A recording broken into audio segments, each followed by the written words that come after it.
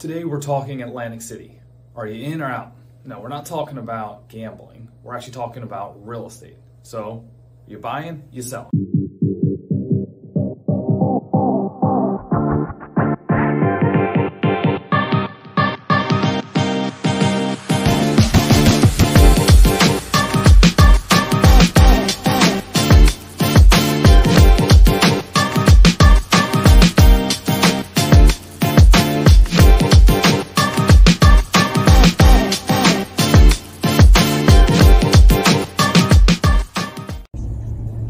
On my way to Atlantic City today.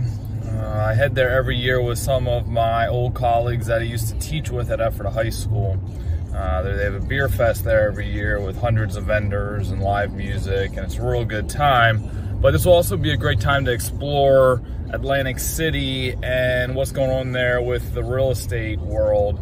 It's a kind of a unique city where they have a lot of casinos but it's right on the beach, and there's some really good things going on and some economically bad things going on as well. So while we're there, we're gonna have some fun, but also try to explore a little bit and see if the city's going in the right direction or the wrong direction, especially with the new gambling laws that are passed in the neighboring states.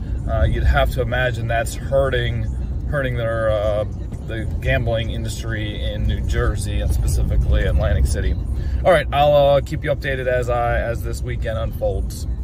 Let's go through some of the data, some of the stats on Atlantic City first.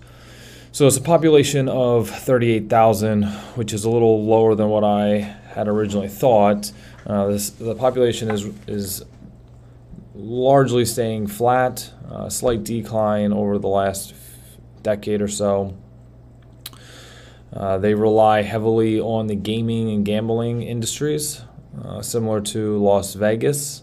When you compare the two cities, though, you'll notice that Atlantic City actually has a much higher percentage of their revenue that comes from the gaming industry.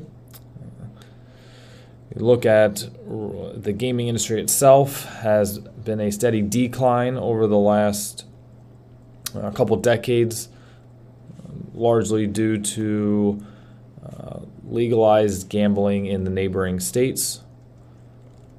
Atlantic City has allowed sports betting, has legalized sports betting, and also online betting. You'll see that by allowing online betting, the gaming industry has recovered. We're heading to the beer fest right now, but as we're walking down the streets here, I'm taking some footage of what the local housing inventory looks like. Probably what you'd expect here. There's some real great casinos that look nice and fancy, but then you look at the houses and it's, for the most part, under-improved.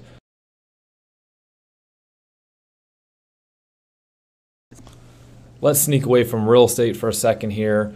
This is us approaching the beer fest. And for everything that Atlantic City does struggle with, they do have some pretty cool events like this. This is one of them. They have it every year. It's been going on for 17 years or so now. We're waiting in line, getting ready to get in. They had Dropkick Murphys band was also playing there, along with 200 or so beer vendors. It was a real good time, like it always is. Cheers here, it's on video. Cheers. Here we go. Cheers. Here we go.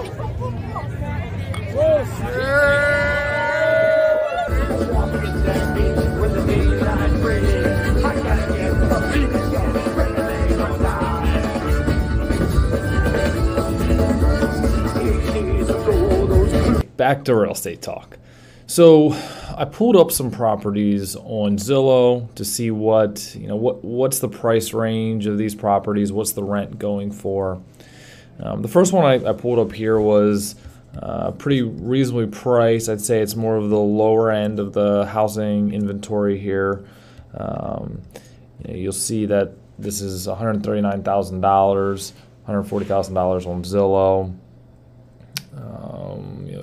Here's another similar type of house, $140,000, with some pictures here. What's really interesting when you look at this one, Look, it rents for the estimate here is $2,100. I'm not an expert in the area, so maybe the rent numbers are a little off, but the numbers definitely make sense at this bottom range. There's some single-family homes too that are a little nicer. You see, this is in the 200 range, and this one has an estimate of around $2,000 as well. So the numbers seem to work, at least on paper, here in Atlantic City. We have some nice reasonable single-family homes that are in the 130 to 230 range that are renting, close to $2,000. Now, will those numbers on paper actually translate to good returns? That's a little hard to say. The walking through the town, I will say that I go there at least once a year for the last decade or so. It does feel like it's getting better. It seemed like the bottom of their market was around 2016 when they almost went through the bankruptcy because they weren't able to pay their loans back, the city of Atlantic City. It seems like things are improving. There are some rougher areas. There is some addiction problems here, some homeless problems here that come with the gaming industry and all the casinos. Atlantic City is mainly economically driven by the casinos, which were struggling and haven't been improved recently. There are a bunch of casinos like Oceans, Bally's, and Caesars who are all going to put in north of $100 million each into improving their casinos, which is great for the city. The city also is trying to diversify and not be so dependent just on gaming. Specifically, they're investing in some offshore wind energy, and they want to be leaders in that industry. So bottom line, am I in or out on Atlantic City? Well, I'm actually more in than I am out. I certainly would not be having my entire real estate investment portfolio in Atlantic City. That seems way too risky.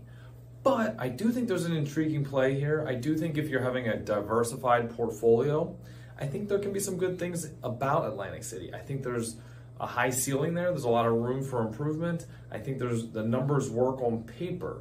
So I do think buying a property or two in Atlantic City could be a really good investment opportunity. I'm really interested to see how Atlantic City handles at a government, at a leadership level, how they take their city and improve it over the next decade or so. All right, thanks for tuning in.